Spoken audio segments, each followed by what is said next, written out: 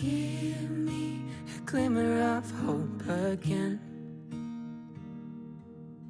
Save me from all my wandering. If I've been looking in all the wrong places, would you turn me back around again? Welcome to HopeCasts, where our true stories brighten your day by providing insight and encouragement. I invite you to listen as my husband, Dr. Ken Brown, shares one of his amazing personal experiences that will inspire and stir your soul. Even in the challenges of life's darkest moments, you can always find a glimmer of hope through the love of God. So settle in, open your heart, and let's journey together through the power of storytelling.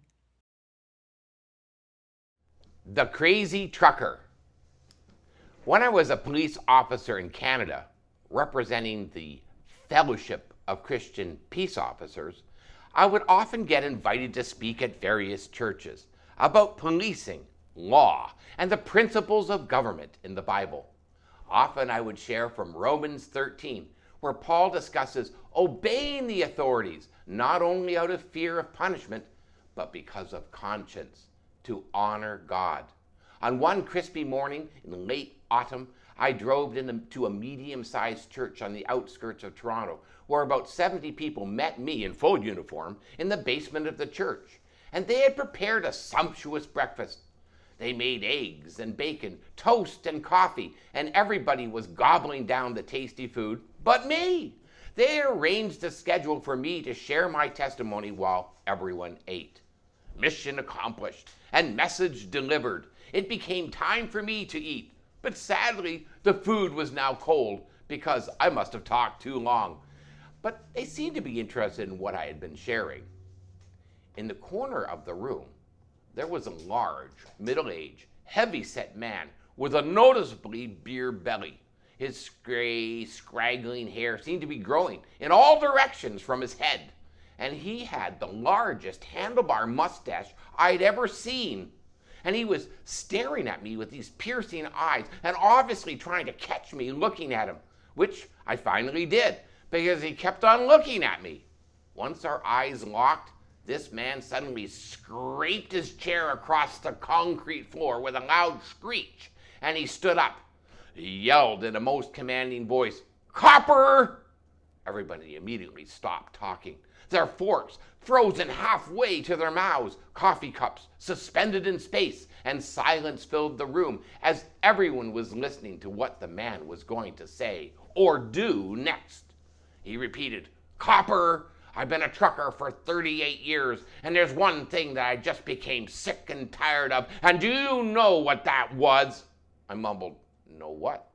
He replied, "Well, I'll tell you what it was. Everyone is always in a rush, and all these people and their little puddle jumpers, their little tiny cars driving up the merge lane onto the superhighway, and they cut me off. Yes, they played chicken with death itself as they tried to get in front of my truck after the lane has ended. They swerve in front of my 18-wheeler, 50 tons of rolling steel, and they're cutting me off, all that have a death wish. I lay on the air horn, but I'd have to slam on my brakes to avoid running right over them. I'd be cursing and yelling and giving them the finger and blasting my horn, but they would be alive and in front of me now. I hated it and them, but it kept on happening year after year. And when I became a Christian about 20 years back, I knew that wasn't the right attitude. But nevertheless, I couldn't help myself because they all kept cutting me off day after day, year after year, until finally 8 years ago, I decided that I would never be cut off again. The trucker became even more animated and louder the longer he talked. And with this, he violently slammed his hand on the table, and all the cups and the dishes clattered. At this time, the men in the room were not even breathing, as we all wondered where this was going. He demanded of the room, "Do you know what I did?" "Well, do you?" At this point, I was thinking he was like some evil villain in a road rage movie where this trucker kills the unsuspecting motorist in the middle of the desert. Yes, he sounded like a fanatic, crazy madman. Again, he repeated, "Do you know what I did?" Every time they tried to cut them off, every time he tried to cut me off, I let them in. I let them all in. Yes, I decided that I was going to become the most courteous driver on the road. More than that, I prayed for them because they sure needed prayer, because they all had a death wish.